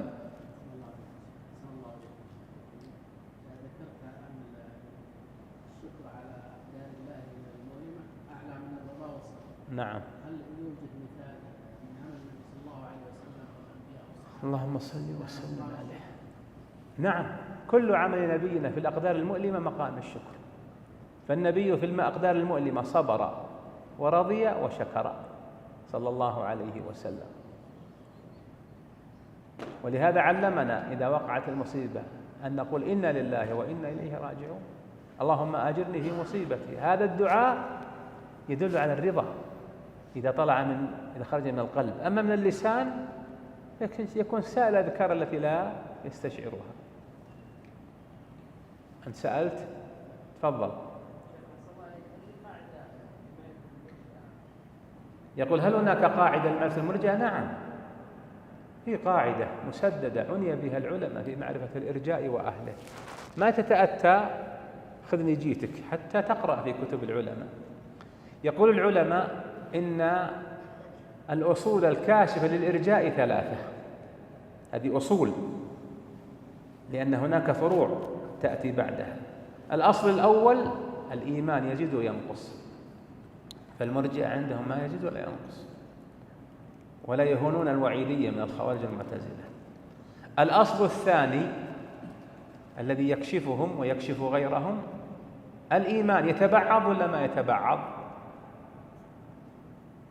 فإن تبعض أتى بعضه فصار كاملا، وترك ما يجب فصار ناقصا. الأصل الثالث مسألة الاستثناء في الإيمان، يقول أنا مؤمن إن شاء الله ولا ما يقولها، فإن كان محرما لها خرج بهذا، وإن كان موجبا لها سموه الشكاك. هذه الأصول الثلاثة. من فروعها أن ينظر في آثار الأعمال وعلاقتها بالإيمان. ولهذا قد يقول قول فيه إرجاء ولا يكون هو في نفسه مرجئ، زل فهمه، نقص، مثل من يقول وهذا يقول به ناس ما هو بشويين. من يقول إن الكفر فقط هو التكذيب والجحود، هذا نوع إرجاء وإن لم يكن صاحبه مرجئ، بل هذا القول حقيقة قول المرجئة، لأن الإيمان عند الأشاعرة والشو تصديق، مش ضد التصديق تكذيب، وأعلى منه الجحود. فمن حصر الإيمان بهذا ضل، وإن قال به من قال ممن يعني يرفع إليه الرأس ويعتب عليه. إذن عرفنا الأصول ونعرف تفاصيلها وتفاريعها التي يتبين بها مداه في الإرجاء في فهمه. وأصل الإرجاء تأخير العمل عن الإيمان، غلا فيه من غلا من الأشاعرة والمتكلمين فأخرجوا العمل والقول عن الإيمان، حتى جاءت المرجئة المحضة الجهمية فأخرجوا العمل والقول وإيش والاعتقاد المنعقد عليه بالإيمان، واكتفوا بالإيمان بالمعرفة. من عرف الله مؤمن ومن جهله كافر. وضحت يا أخي؟ والعلماء بسطوا هذا، وإذا قال عالم هذا إرجاء تبين وش الإرجاء اللي فيه.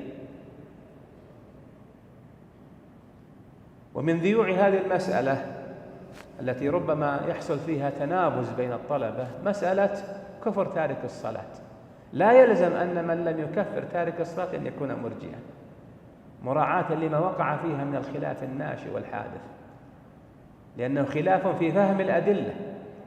ولهذا لو قال قائل كل من قال إن من لم يكفر تارك الصلاة يكون مرجئا، نقول غلط، غلط أن تقول ذلك، لأن هناك من ينفي ذلك لا لأنه مرجئ، لكن لما فهمه من تعارض الأدلة في ذهنه وفي ذهن أمثاله. وضحت يا ولدي؟ لا يكون الإرجاء والخوارج تراشق للاتهامات تقع بين الناس كما نراه من الجهال وأنصاف المتعلمين، وكما نراه من المتزببين قبل أن يتحصرموا. وفي مثل هذه المسائل الدقيقة يكون مرجعك إلى أهل العلم الراسخين، وإلا على شحم اسكت، ما أنت ملزوم. وضحت يا أخواني؟ والله أعلم، وصلى الله وسلم على نبينا محمد وعلى آله وأصحابه أجمعين. جمعية الدعوة والإرشاد وتوعية الجاليات بأبها، بالدعوة نحيا.